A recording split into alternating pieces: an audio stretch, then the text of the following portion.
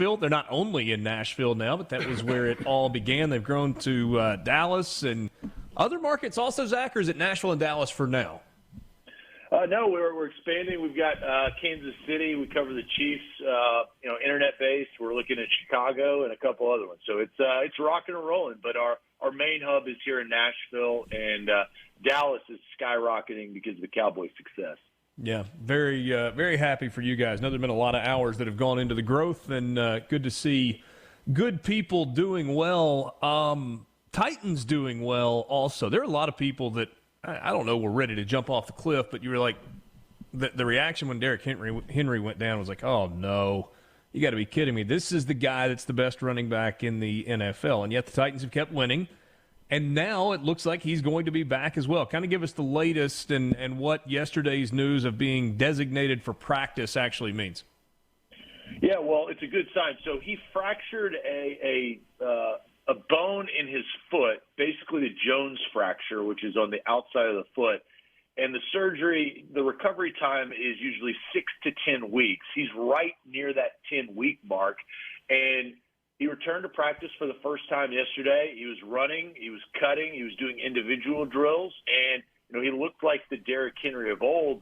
And the Titans have done a phenomenal job of sustaining as best they can, because not only when Derrick Henry was out, A.J. Brown, and your Mississippi viewers would know exactly, A.J. Brown was out for a period of time. Julio Jones has kind of been the shell of himself with a hamstring injury. But everybody's geared up and excited for Derrick Henry's return because they got a big game in Houston, who beat them early on in the season, which was a surprise.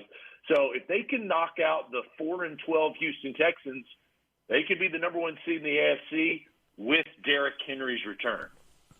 Risk reward as far as Derrick Henry playing this week. We were talking about this yesterday a little bit. If he's healthy, do you like the idea of getting Derrick Henry back in the mix and kind of knocking the rust off in a game setting, or knowing that there with the number one seed would be a bye that probably comes along with it as well? You can get him another couple of weeks of kind of complete healing time. Which makes more sense? To me, it's too big of a risk to play him in Houston. He gets hurt again and doesn't even see the playoffs. Yeah. So we've talked about this at length. Here would be my plan if I was Mike Vrabel and John Robinson, the general manager, the decision makers of the Tennessee Titans. I fly Derrick Henry to Houston. I suit him up. I let him warm up. And then I sit him down.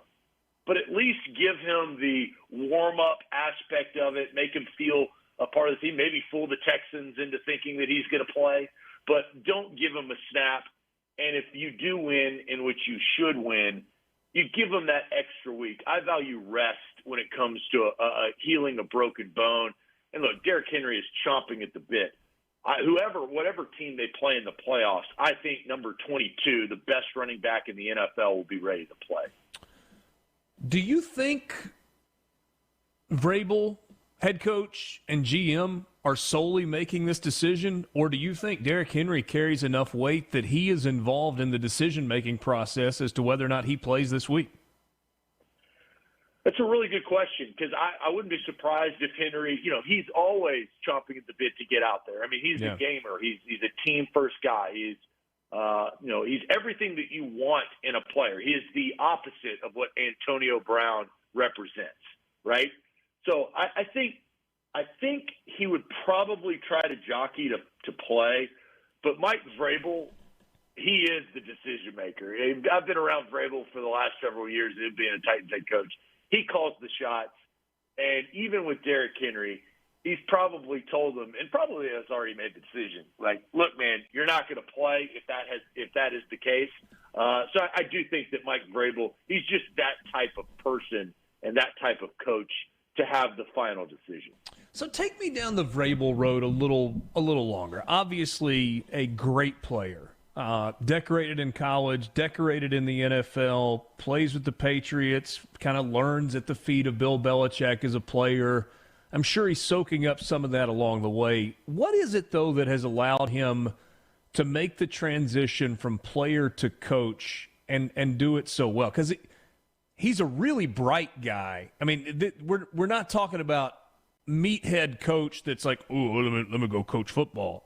Sorry for a terrible Ed Ogeron reference there. That was really not the intention when it came out. He's a bright guy, a smart guy, and seems to be loved by his players, but he's also, at least my impression, he's not like a big nonsense guy either.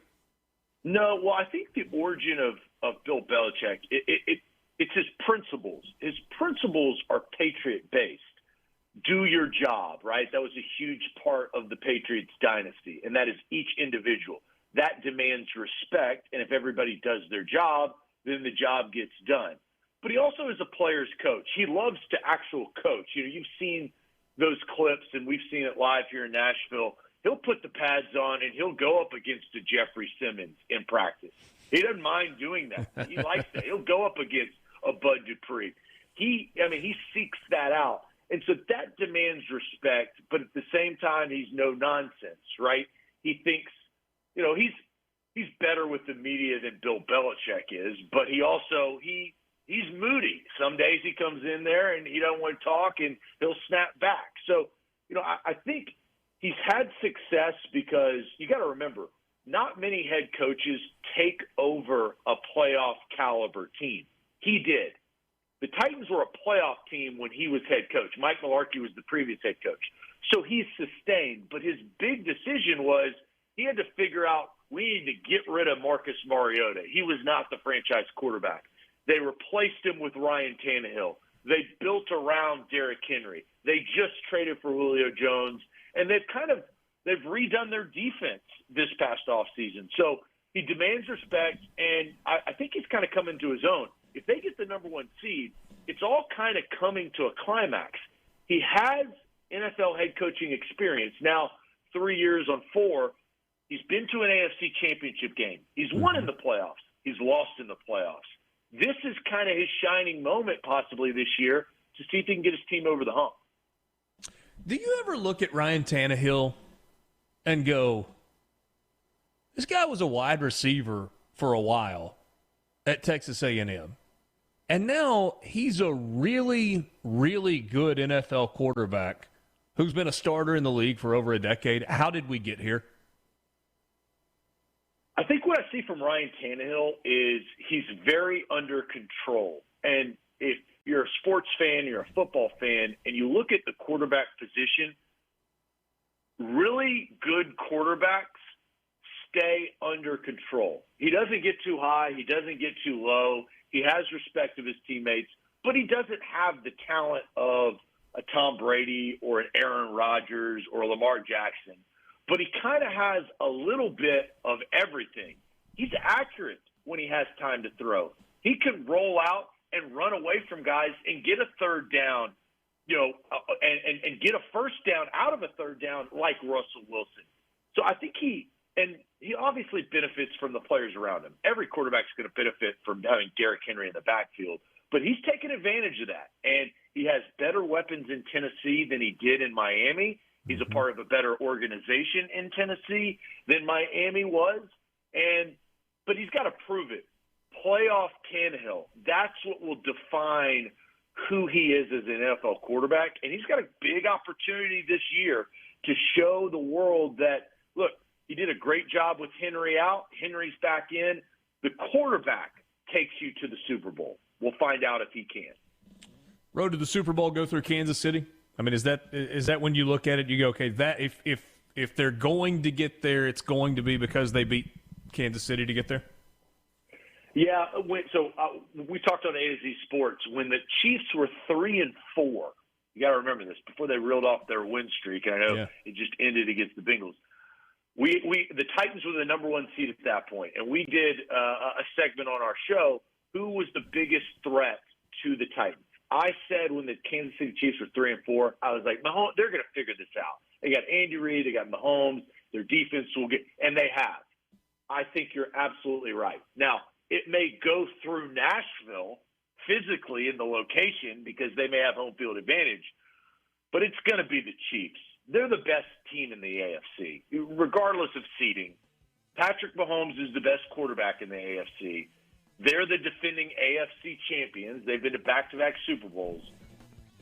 Somebody's got to beat them, and I would suspect it's going to have to be in the AFC Championship game because I think that's where they're headed. Yeah, music has started. Who would worry you more? And this would be a game in Nashville, Buffalo or Cincinnati? Ooh, I would say Buffalo. Cincinnati, I just think is too new. I think they have a dynamic offense, but I also think that their run defense is brutal. I think Josh Allen. And that's not great if you're facing a healthy Derrick Henry by any stretch. Zach, I'm sorry to cut you off. We're out of time.